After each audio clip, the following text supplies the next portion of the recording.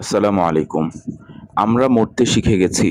কোটা আন্দোলনের মহিউদ্দিন রনি, আপনারা হয়তোবা তাকে চিনেন, যে কিনা রেল নিয়ে বা রেলের দুর্নীতি নিয়ে বেশ ভালোই মানববন্ধন করে ভাইরাল হয়েছিলেন। সেই মহিউদ্দিন রনি বলছেন যে আমরা মরতে শিখে গেছি। আসুন আমরা একটু ভিডিওটা দেখব একটু পরেই, কিন্তু এর আগে আমি ২-৪টা কথা বলি। পৃথিবীতে যে কোনো আন্দোলন তখনই সফল হয় যখন মানুষ মরতে শিখে যায়। ১৯৭১ সালে যদি আমরা দেখি বা ৫২-এর ভাষা আন্দোলনের সময় যদি আমরা দেখি, তখনও কিন্তু দলে দলে বাঙালি ছাত্র সমাজ মরেছিল এবং ১৯৭১ সালে কিন্তু দলে দলে বাঙালি জীবন দিয়েছিল শুধুমাত্র তার দেশের জন্যে। ইনশাল্লাহ এবারেও আমরা এই যে মুক্তিযোদ্ধা, হাসিনা থেকে দেশকে মুক্তি করা এবং ফ্যাসিস্ট হাসিনা, খুনি হাসিনা থেকে এই দেশকে রক্ষা করা, এবারও ইনশাল্লাহ আমরা যে কোনোভাবেই হোক এই দেশকে রক্ষা করব। হয়তোবা ১ বছর বা ২ বছর পরে হোক বা ২ বছর আগে হোক, কিন্তু আমরা মুক্তি করেই ছাড়বো। চলুন আমরা মহিউদ্দিন রনির কথাগুলো একটু শুনি। ওরা তো নির্লজ্জ, এখন হায়না হয়ে গেছে। ওদের ঘরে তো এখন মানে মা বোন যাচ্ছে, ওরা ভুলে গেছে যে ওরা মায়ের গঠর থেকে জন্ম নিয়েছে। ওরা ভুলে গেছে যে ওরা মায়ের দুধ পান করেছে।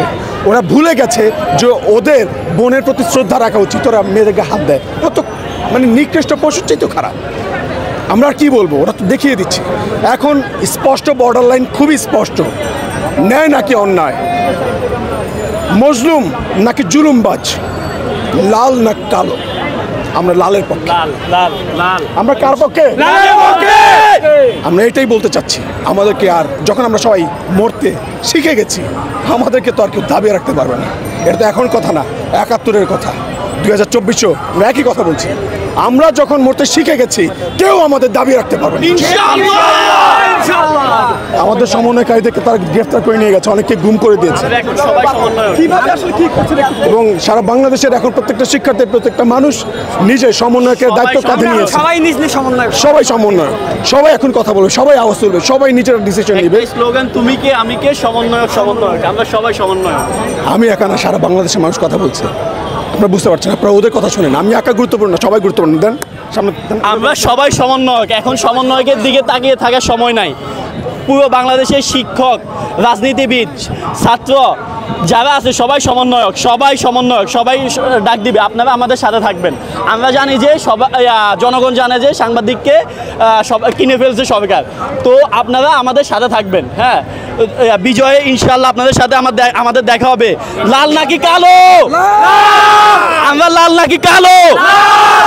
প্রত্যেকটা গ্রাম থেকে পাড়া মহল্লা, শহরের প্রত্যেকটা অলিগলি পথের মানুষ যারা একসাথে হয়েছে, সবাই কিন্তু আজকে মার্চ ফর জাস্টিসের জন্য রাস্তায় নেমে এসেছে এবং তারা আপনারা দেখেছেন আমরা কিন্তু সফলভাবে আজকে আমরা হাইকোর্টে এসেছি। বাংলাদেশের বিভিন্ন জায়গায় শিক্ষার্থীরা হাইকোর্টে, জজ কোর্টে, সুপ্রিম কোর্টে পর্যন্ত আপনারা দেখেছেন আজকে শিক্ষার্থীরা কিন্তু এসেছে এবং তারা সবাই ভিতরে ঢুকেছে। শুধু আমরা শিক্ষার্থীরা না, শিক্ষার্থীদের সঙ্গে তাদের অভিভাবকরাও এসেছেন এবং এসেছেন যারা অ্যাডভোকেট ছিলেন তারাও। এবং আমরা মনে করি শিক্ষার্থীরা যত রকম পুলিশের বাধা ছিল সব কিছু উপেক্ষা করে ভিতরে গেছে। তারা জাস্টিস দাবি করে ইনশিওর করার জন্য সবাই ভিতরে গেছে, তাদের দাবি জানিয়েছে। অতি দ্রুত আমাদের সমন্বয়ক যারা সাধারণ শিক্ষার্থী যারা আছে, যাদেরকে গ্রেফতার করা হয়েছে, তাদেরকে যেন অতি দ্রুত মুক্তি দেয়, এই দাবিতে আমরা সবাই এই মার্চ ফর জাস্টিস করেছি আজকে। এই কর্মসূচি আজকে সফল, এটা আপনাদেরকে মনে রাখতে হবে এবং আগামী কর্মসূচিতে আমরা সবাইকে মুক্ত করে নিয়ে তারপর ঘরে ফিরবো ইনশাল্লাহ। আমাদের বুকে এখন পাথর সমান, মানে প্রচণ্ড কষ্ট। আমাদের বুকে এখন হৃৎপিণ্ডটা পাথরের মতো শক্ত হয়ে গেছে। আমরা এখন কোনো কিছুকে ভয় পাই না, কোনো মানুষ কোনো কিছু ভয় পায় না। আমরা এখানে যারা আছি, কেউ কি আমরা ভয় পাই? বিচার চাই। এখন পর্যন্ত যেগুলো গ্রেফতার চলতেছে এখনো, আমি সকল অভিভাবকদেরকে সাথে সাধারণ মানুষদেরকে একটাই আহ্বান করবো, আপনারা সবাই মিলে এখন প্রতিহত করবেন। তারা যেন আর কাউকে গ্রেফতার করতে না পারে। তখন তারা যখন একটা বাসাতে যাবে, সবাই মিলে আপনারা এগিয়ে আসবেন যেন আর কাউকে গ্রেফতার করতে না পারে। আপনারা সবাই মিলে প্রতিহত করবেন। আপনাদের প্রতি এটা আমাদের একটা আহ্বান। আপনারা সবাই মিলে তাদেরকে প্রতিহত করবেন যেন আর কাউকে আমাদের গ্রেফতার করতে না পারে। আমরা আমাদের দাবি আদায় করেই ছাড়বো ইনশাআল্লাহ।